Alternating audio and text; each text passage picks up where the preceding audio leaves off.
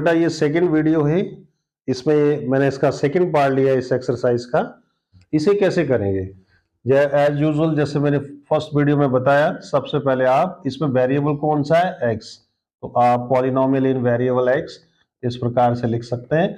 अब इसमें एक मिस्टेक्स की, कंफ्यूज करने के लिए उन्होंने क्या किया कि जो कांस्टेंट टर्म है उसको मिडिल में लिखा है और जो कोफिशिएंट ऑफ एक्स वाली टर्म्स है उसको लास्ट में लिखा है। तो आपको ये करना है, सबसे पहले इनकी जो प्लेस है वो अपनी प्रॉपर प्लेस में लिखना है। Constant term should be the last term.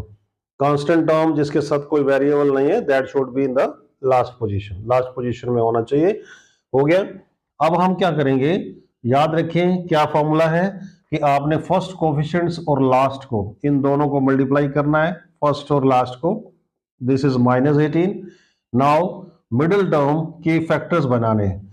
ये फैक्टर ऐसे चुनने हैं आपने जिनको ऐड या सब्ट्रैक्ट करने पे -7 आए और मल्टीप्लाई करने पे 18 आए। अब आप देखिए, अगर ऐड की बात करेंगे तो ये आ रहा है -1 इस तरह से, ठीक है, इस तरह से होगा। लेकिन इसमें होगा क्या कि -1 और -6 -7 तो हो जाएगा, लेकिन 6 बन जा 6 आएगा, 18 नहीं आएगा। 2 5 जो 10 आएगा, 18 नहीं आएगा। 3 4 जो 12 आएगा, 18 नहीं आएगा। ठीक है, क्योंकि ये सारे जो फैक्टर्स हैं ये इससे 7 से कम है। 1 2 3 6 5 4 सब ऑल आर लेस देन 7।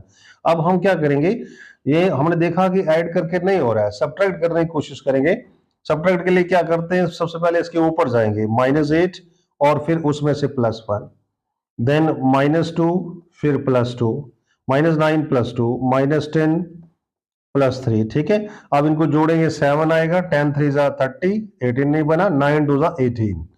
सो आप ये फैक्टर्स है जिसको हम सिलेक्ट करेंगे इसको, ठीक है, ब्रेक करने के लिए, क्योंकि 9 2 जा 18 भी आ जाएगा और इनको ऐड करने पर -7 भी। तो ये आपका इस तरीके से करना होता है।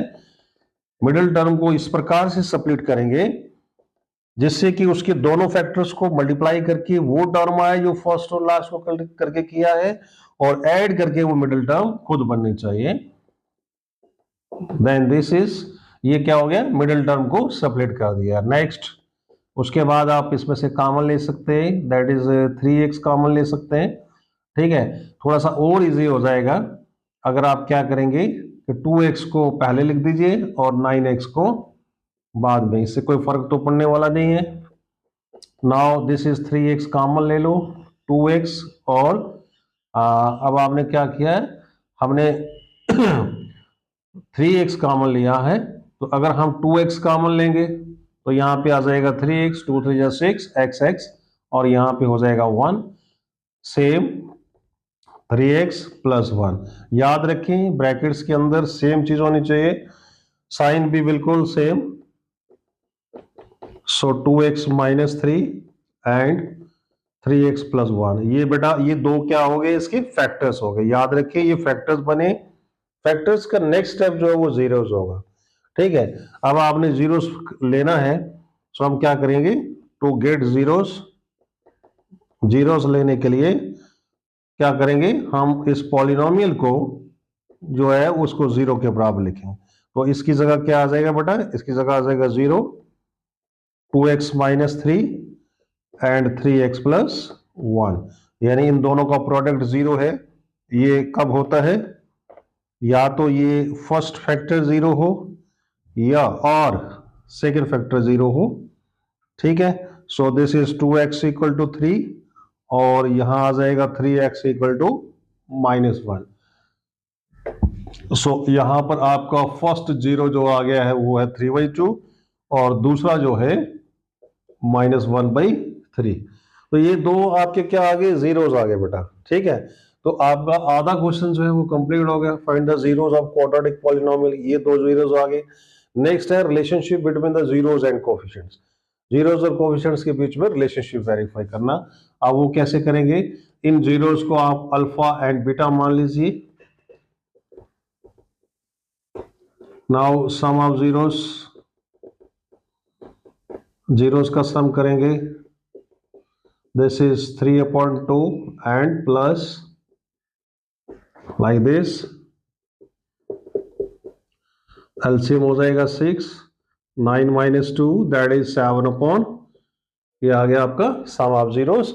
और इसी प्रकार कोफिशिएंट्स की बात करेंगे तो माइनस बी अपॉन ए लेके देखो, बी क्या है और ए क्या है, जैसा मैंने आपको बताया एक्स स्क्वायर के साथ जो कोफिशिएंट होता है that is considered as A, और x के साथ जो कोफिशिएंट्स होता है that is considered as b, और कांस्टेंट टर्म होती है c। तो माइनस b का मतलब माइनस, और b कितना है -7, और what is a is 6, so that is also equal to 6। ये देखिए ये चीज सेम आ गई। इट मींस इसका मतलब ये हुआ कि जो सम ऑफ जीरोस है that is equal to minus B upon, एक तरफ आपके जीरोस आ गए बेटा, एक तरफ जीरोस हो गए, दूसरी तरफ आपके कोफिशिएंट्स हो गए। Sum of zeros is always equal to minus B upon A. इसी प्रकार नेक्स्ट हम क्या करेंगे, जैसे हमने सम ऑफ जीरोस किया, अब हम इसके प्रोडक्ट ऑफ जीरोस करेंगे, उसको देखेंगे कोफिशिएंट्स में किसके बराबर है। ठीक है,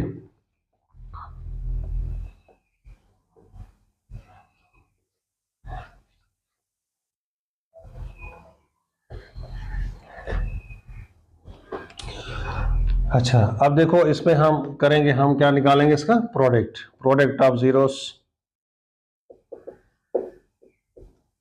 जीरो कौन कौन सा लिया, एक अल्फा और दूसरा बीटा। तो जीरोस आपने निकाले, कौन कौन से जीरोस निकाले, एक निकाला है 3/2 और दूसरा निकाला है, ठीक है, आप इसे एलिमिनेट कर सकते हैं, ये आ गया आपका प्रोडक्ट ऑफ जीरोस। और इसी प्रकार अगर आप c अपॉन a निकाल के देखें तो क्या आएगा, this is c means constant term, a means coefficients of x square that is 6, so it is also, so you have observed that the product of zeros is always equal to c upon a. So beta in this way you can find the number of zeros and then verify the relationship between the zeros and the coefficients. बेटा I hope इस तरह से ये concept आपको clear हुआ होगा, and अगर ये कंसेप्ट क्लियर हुआ है so I request you please share with your colleagues so that they can also get the benefit of this video. Thank you very much. अच्छा करें अच्छा पाएंगे।